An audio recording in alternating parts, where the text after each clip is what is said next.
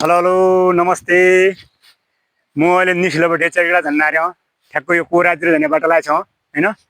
यो कोरातिर झन्ने बाटोलाई बैठे म भिडियो बनाउन आएर ऊ परपट्टि देखिया हाम्रो तल तलमा चाहिँ स्कुल हो। तल स्कुल तलतिर सल्याडबाट माथि आएर हाम्रो यो चाहिँ यो गाउँ हो, मेन निसिले गाउँ हो।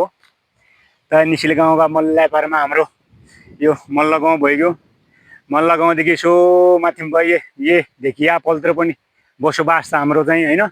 निङलाड रोकटेवडा त्यहाँबाट यसलाई झेपोपुर लिउडानातिर देखिन्न छ। यो भिडियो म बेलुकातिर बनाउन आएर हुनाले अलिकति मध्रु आएर छ होइन। यो मध्रु आएर छ, यो समय त्यस्तो चाहिँ भयो। त्यही भएर चाहिँ अब बेलुकातिर झन् लाग्यो हुनाले यो भिडियो मधुरो आएर छ। यो सर्लक्क पार्बाट देखिरहेको यो मेरो गाउँ हो। गाउँमा चाहिँ तल गाउँबारी मजाले गाउँबारी चाहिँ हरियो देखिया छ। अनि वर्षा नभएको कारणले गर्दाखेरि पानी नपऱ्यो हुनाले होइन अलिकति सुक्खा भइया छ।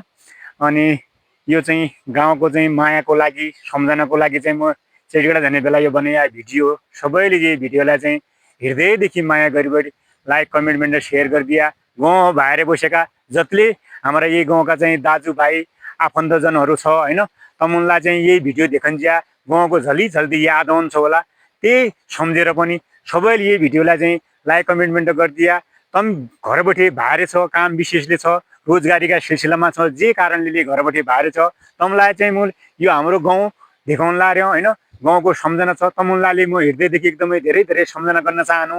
सबै जय ठहरले छ, राम्रो तरिकाले बस्या होइन, सुरक्षित साथ बस्या। घरदेखि विदेश भएका मान्छे जो हाम्रो यो खाडी मुलुक छन्, अहिले अमेरिकाले गर्दाखेरि चाहिँ खाडी मुलुकमा तनावग्रस्त भएका छ। तनावग्रस्त भयो भन्नाले त पहिलो प्रायोरिटी आफ्नो ज्यानलाई दिया। पैसा भन्ने कुरा त बाँचगियाबाट कमाए सकियो। तर अहिलेको यो द्वन्द्वको अवस्थाले गर्दाखेरि तम विदेशमा भएका मान्छे सबैभन्दा पहिले तम सुरक्षित रहिदिया। सुरक्षाका सम्पूर्ण मापदण्डहरू पुरा गर्या।